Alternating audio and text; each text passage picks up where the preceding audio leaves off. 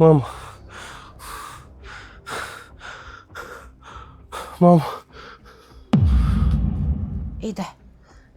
احمد مالك؟ فيك ايه؟ لا مفيش حاجه يا داليا والله.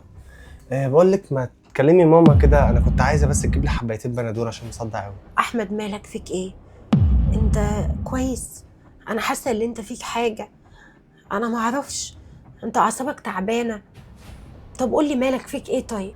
مالك يا داليا بتتكلمي كده ليه وانا مجنون قدامك؟ ما تتكلمي معايا كويس. بقول لك شوفي لي ماما عشان تجيب لي حبايتين، انا مصدع مش قادر. مش عارفه، انا عاوزه اطلب اخويا محمد عشان يشوف احمد رجع تاني يخطرف ولا ايه.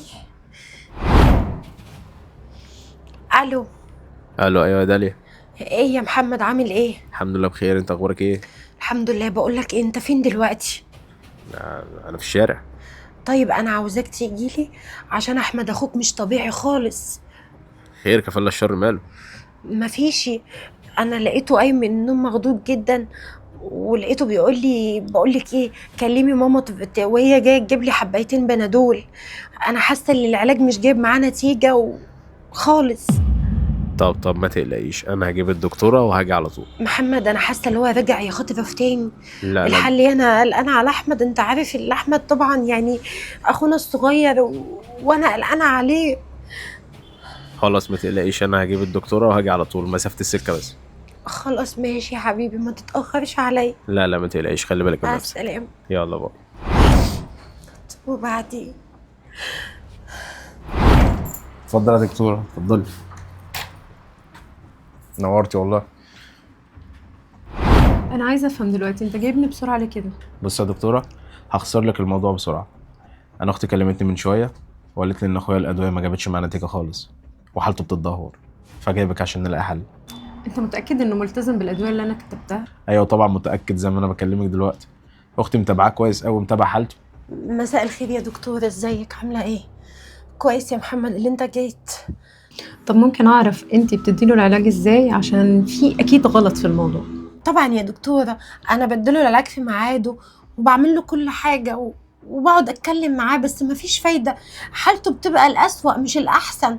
بص يا دكتورة، انا بجد محتاجاكي انت اللي تقعدي تتكلمي معاه، عشان هو بيطمن وهو معاكي وما بيقعد يعني يتكلم معاكي وكده، ولا ايه يا محمد؟ طيب ممكن بعد اذنك اشوفه؟ لازم اقعد معاه شويه. طبعا يا دكتورة، اتفضلي تعالي. دي الأوضة اللي هو قاعد فيها يا دكتور. تمام ماشي. طب بصي، انا هخش اتكلم معاه ومحدش يزعجنا لو سمحتي. حاضر، بس بالله عليكي حاولي بس اللي انت تخليه يبقى كويس، لان احمد ده اخونا الصغير وكده وبجد يعني حالته صعبة قوي، بالله عليكي. حاضر، عينيا خالص. ماشي. طمني انت.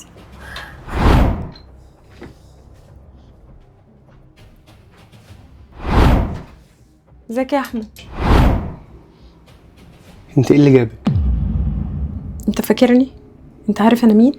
هو في حد ينسى الدكتوره اللي طلعته مجنون قدام الناس كلها؟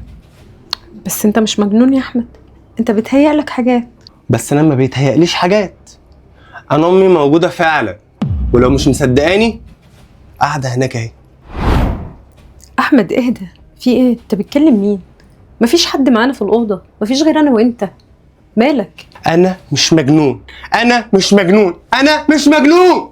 محدش قال انك مجنون، اهدى كده شويه، محدش قال عليك حاجه، بس خلينا انا اساعدك. هتساعديني ازاي؟ هتساعديني ازاي؟ امي بتقولك اطلعي بره. طب اهدى كده، انا هطلع بره، بس ممكن تعرفني او توريني مامتك بتعمل ايه دلوقتي؟ هو انت عبيطه؟ مامي قاعده عادي، قاعده قدامك اهي وبتضحك اهي وبتتكلم معانا. انا مش فاهمك، انا مش مجنون. مين قالك ان انا مجنون دلوقتي؟ احمد انا ما بقولش عليك مجنون، بص انا هديك حاجه تاخدها هتنام بعدها وترتاح، تمام؟ انا مش عايز منك حاجه، انا مش عايز منك حاجه.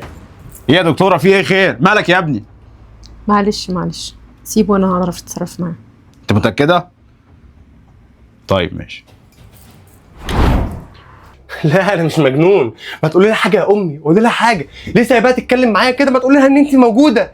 ليه بتتكلموا معايا كده يا جماعه؟ انا مش مجنون. طيب خلاص اهدى، انا طالعه. هم ليه كلهم بيتعاملوا معايا يا امي ان انا كده؟ ليه بيعملوا معايا كده؟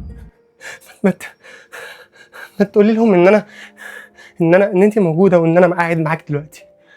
ليه بجد بتعملي كده؟ ما تقول لهم يا امي، قول لهم يا امي ان انت موجوده، قول لهم ان انت موجوده. دكتوره طمنيني، هو عمال يزعق ليه ومعلي صوته ليه؟ قولي لي بس اخويا في يا ايه؟ بنتي ما تقلقيش يا بنتي، والله يا طمنتني. ايه يا الدكتوره خير، عملتي ايه؟ قلقش بس ازاي يا محمد؟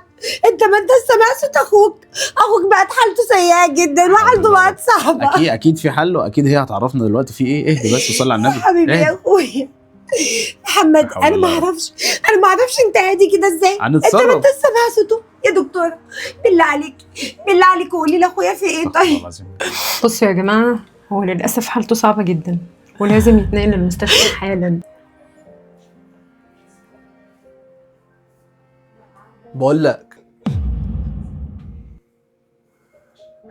انتوا مين؟ انت لازم تيجي معانا دلوقتي. يا عم قوم تعالى معانا، انت لسه هتتكلم. تعالى معانا، تعالى يلا. تعالى بقى سيبوني يا عم، خد